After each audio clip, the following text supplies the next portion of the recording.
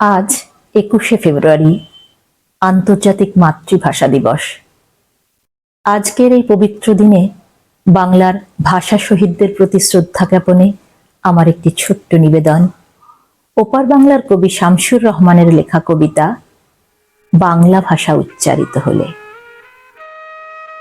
বাংলা ভাষা উচ্চারিত হলে নিকানো উঠোনে ঝরে রোদ, বারান্দায় লাগে জ্যোৎস্নার চন্দন।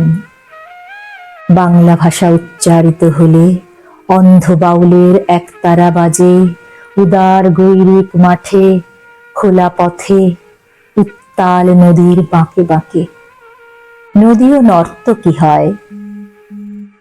যখন সকালে নতুন শিক্ষার্থী লেখে তার বাল্য শিক্ষার অক্ষর, কাননে কুসুম কলি ফোটে, গোরাখালের বাঁশি হাওয়াকে বানায় মেঠো সুর, পুকুরে কলস ভাসে।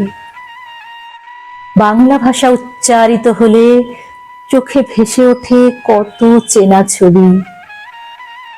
মা আমার দোলনা দুলিয়ে কাটছেন ঘুম পাড়ানিয়া ছড়া, কোন সে সুদূরে সত্তা তার আশা বরি।